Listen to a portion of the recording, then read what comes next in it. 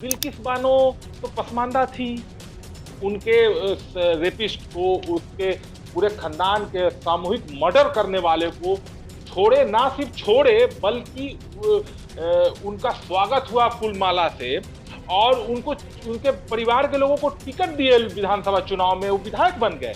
आप देखिए, लव जिहाद के नाम पे उनकी हत्या होती है, उनको गौ रक्षा के नाम पे हत्या हो रही है, मॉब लिंचिंग हो रहा है, बुलडोजर चला रहे हैं। उनके नेता, विधायक, मंत्री, मुख्यमंत्री, खुद प्रधानमंत्री, गृह मंत्री कहते हैं कि कपड़ा से पहचानो, करंट शाहीन बाग में बटन दबाओ तो करंट जाएगा, आपको शाहीन बाग में ईवीएम में बटन दबाइए। मोदी सरकार ने या बीजेपी की, आरएसएस की सरकार ने लिख के सुप्रीम कोर्ट के लिख के दे दिया है कि मुस्लिम समाज में और ईसाई समाज में छुआछूत नहीं है, इसीलिए हम शेड्यूल कास्ट का रिजर्वेशन नहीं दे सकते। उन्होंने सुप्रीम कोर्ट में लिख के एफिडेविट कर दिया है।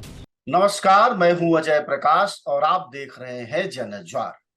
प्रधानमंत्री मोदी विदेश से लौटने के बाद सीधे भारत में चुनावी मोड में है। वह आज भोपाल पहुंचे थे और उन्होंने 5 वंदे भारत ट्रेनों को हरी झंडी दिखाई और उसके बाद सीधे वह पसमानदा मुसलमानों पर आ गए। हालांकि उन्हें आना तो रेल दुर्घटना पर चाहिए था, जहां करीब 200 लोग मर गए, या उससे पहले मणिपुर पर बात करनी चाहिए थी, लेकिन उन्होंने सीधे तुष्टीकरण को का जिक्र करते हुए पसमानदा मुसलमानों की चर्चा की। हमारे साथ इस वक्त जावेद वनवर है। वह पसमानदा मुसलमानों के नेता हैं, उन मसलों के जानकार हैं, वह लगातार इस विषय के अध्येता भी हैं। जावेद, आपका स्वागत है जनज्वार में। और पाठक दर्शक हमारा यह जानना चाहेगा आपसे कि प्रधानमंत्री मोदी की चिंता पसमानदा मुसलमानों को जो लेकर है, क्या उससे उनके जिंदगी में बेहतरी आने की उम्मीद है? नहीं, शुक्रिया। पहले तो शुक्रिया, आपने हमें इस इम्पोर्टेंट विषय पे आपने मुझे बुलाया, बोलने का मौका दिया, इसके लिए बहुत बहुत शुक्रिया। जी।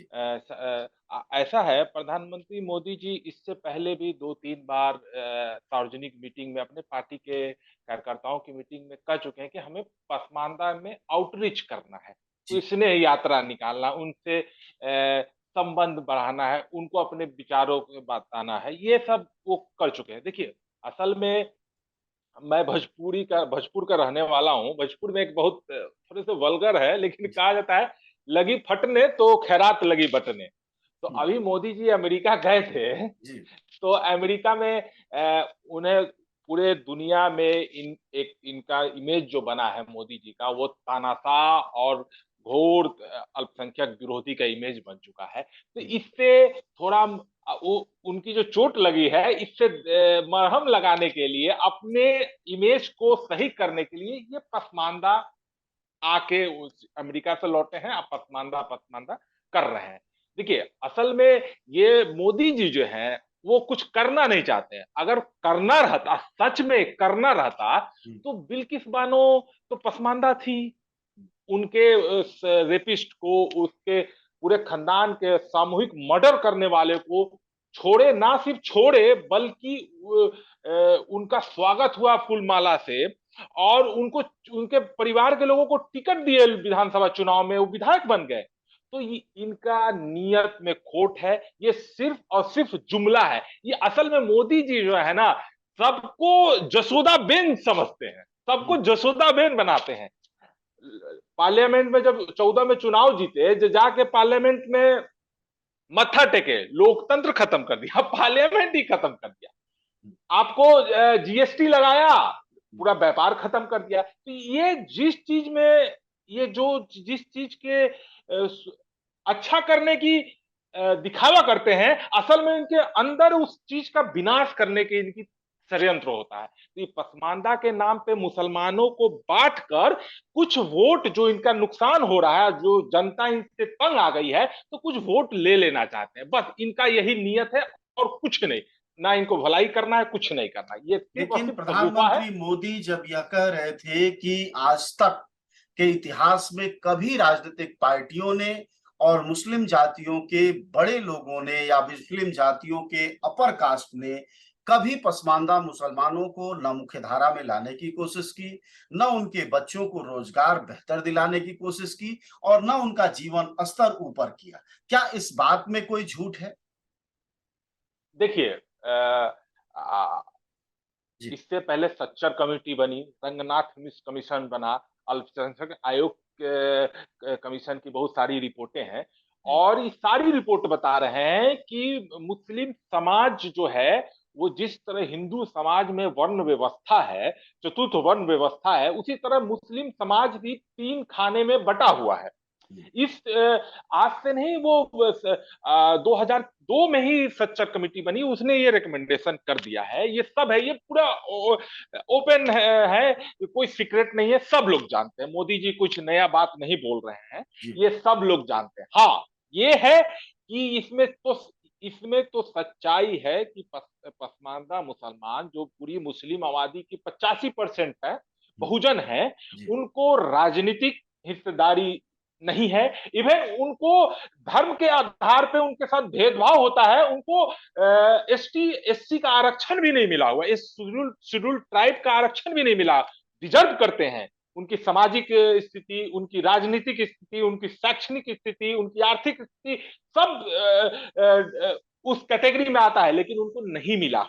ये ये सच्चाई है समाज में। ये कोई मोदी जी कोई नई बात नहीं बोल रहे हैं, ये ओपन सीक्रेट है, सब लोग जानते हैं। हाँ, मुस्लिम समाज के लीडर हैं, वो माइनॉरिटी साइकी के चलते इसको नहीं बताते हैं, छुपा के रखते हैं कि माइनॉरिटी साइकी जो है छुपा के रखना है। और जो सो कॉल्ड सेकुलर पार्टियां हैं, वो भी पूरे मुस्लिम एज ए होल को वोट बैंक के रूप में हाँकना चाहते हैं। वो भी नहीं चाहते हैं कि मुस्लिम के अंदर सामाजिक न्याय और सामाजिक सुधार का आंदोलन चले। वो Muslim as a whole a vote bank देखते हैं।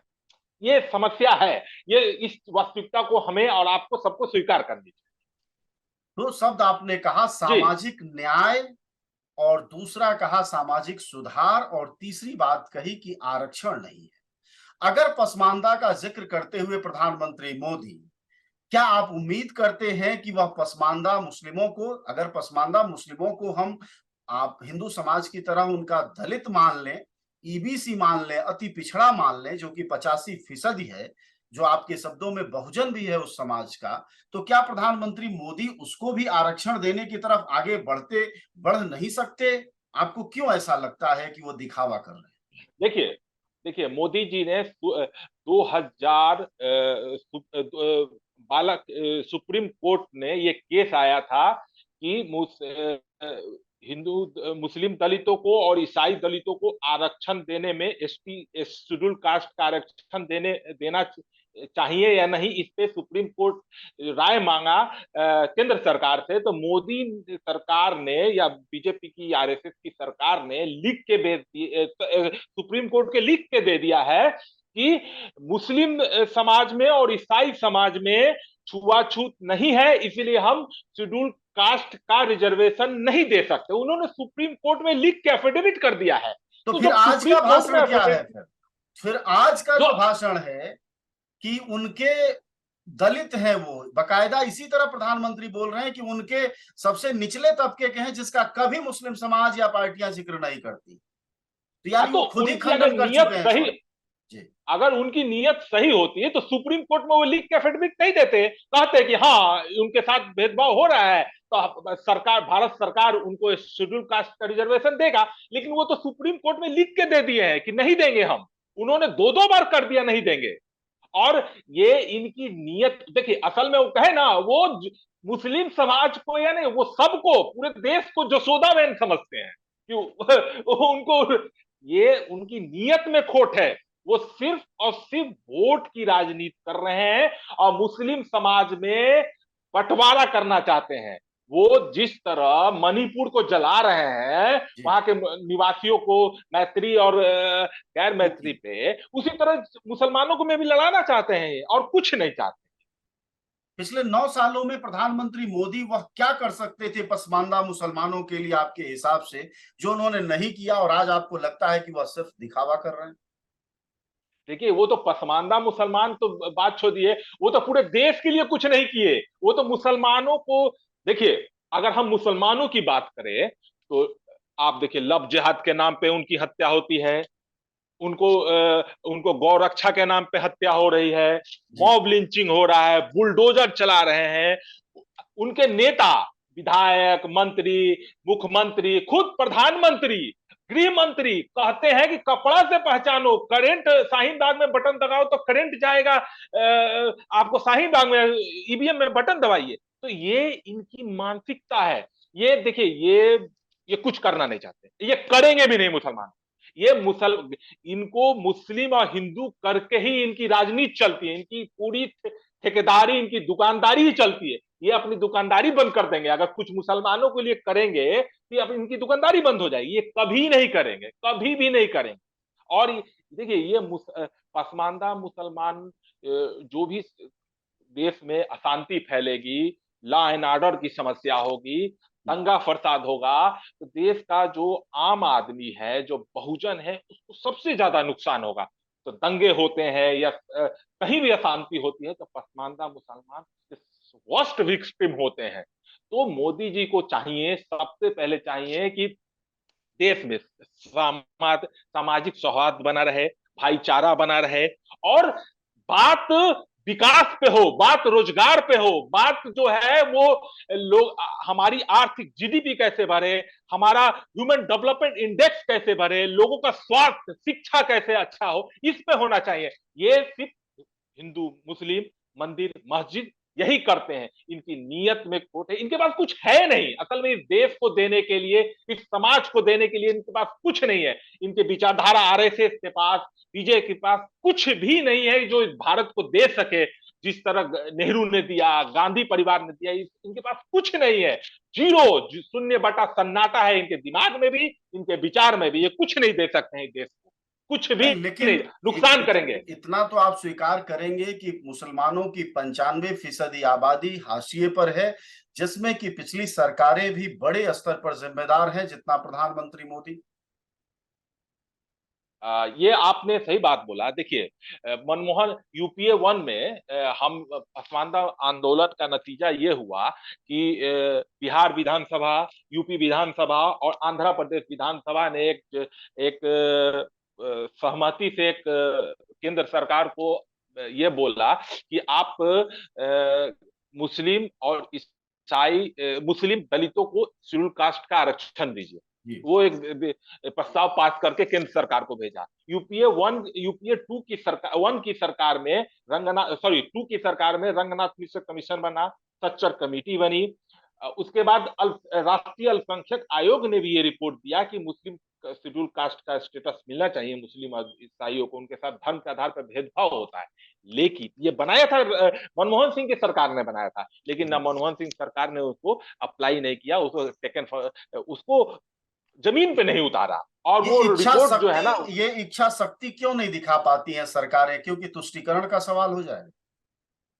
देखिए, बीजेपी जब अगर ये सोच, देखिए, वो हमें जहां तक लगता है कि यूपीए वन और यूपीए टू की सरकार ये सोची कि अगर हम शेड्यूल कास्ट का, मुसलमानों को शेड्यूल कास्ट और ईसाइयों को शेड्यूल कास्ट का स्टेटस दे देंगे, तो बीजेपी जो है ना मुस्लिम तुष्टीकरण का सवाल उठाएगी। अरे भाई, ये हिंदू मुस्लिम का सवाल नहीं है, सामाजिक न्याय का सवाल है। ये सवाल है कि जो हम भारत के संविधान में जो है कि जो सामाजिक रूप से और शैक्षणिक रूप से पिछड़ापन है, उसको रेस में बराबर के स्थान पर आने के लिए उनको आरक्षण दिया जाए। ये सवाल उसका था। इनके असल में इनको विल पावर की कमी थी, जावेद, आखिरी पिछली सवाल सरकारों आपसे में विल ये पावर। कि क्या आपको लगता है, मतलब थोड़ा हकीकत के तौर पर हम जाने कि जी, पसमानदा समाज जो मुस्लिम समाज का 85% है, उसको राजनीतिक वरदहस्त कितना है, उसकी भागीदारी कितनी है, शिक्षा में, समाज में, मुख्यधारा में वह किस स्तर पर है और कहाँ खड़ा है आज? शून्य, नील बट्टा सन्नाटा। अगर हम एक शब्द में कहें तो नील बट्टा सन्नाटा। वो किस तरह के आज रोजगार में है भारत में? देखिए, पसमानदा मुसलमान जो है ज्यादातर ये सच्चर कमेटी की रिपोर्ट में भी है, पूरी जी। डिटेल है। रंगनाथ सच्चर कमेटी की रिपोर्ट में पूरा स्टडी है कि रोजगार की स्थिति क्या है, शिक्षा की स्थिति क्या है। देखिए, पसमानदा मुसलमान जो हैं, वो उनको एज ए होल मुस्लिम समाज तो मात्र 2%, पूरे देश में मात्र 2% रोजगार है, सरकारी रोजगार है। जी। लेकिन उसमें अगर पसमानदा मुसलमान की बात करें तो नील बटा सन्नाटा, कुछ भी नहीं है। वो छोटे मोटे दुकान चलाते हैं, पंचर बनाने का काम करते हैं, छोटे रेडी बड़े लगाते हैं। नेताओं में वो पसमानदा नेता कौन है जिनके नाम आप ले सकते हैं? देखिए, आप बोले कोई नहीं।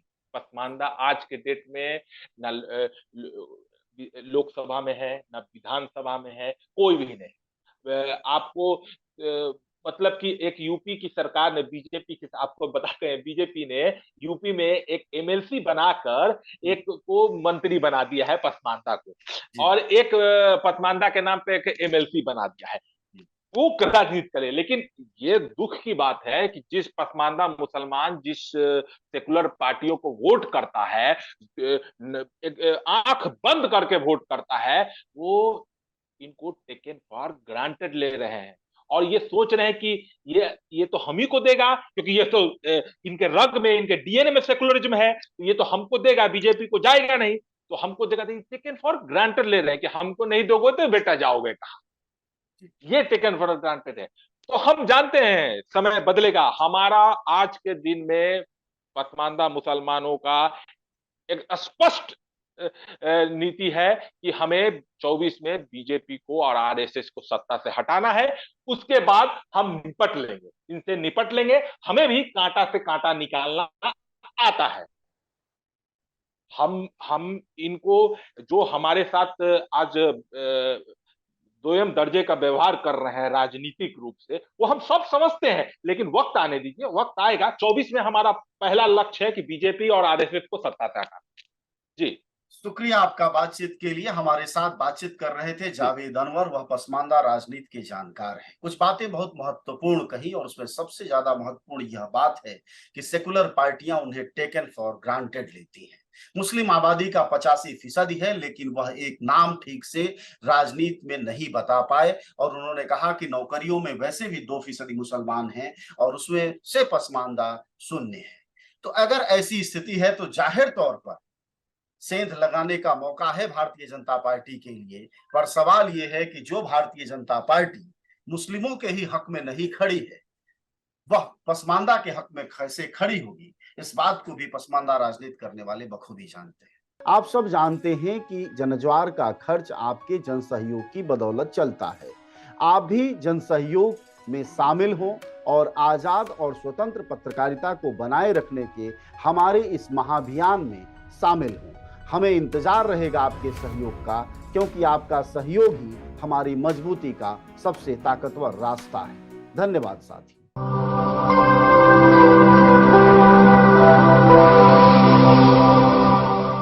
जनज्वार, जनता की मीडिया।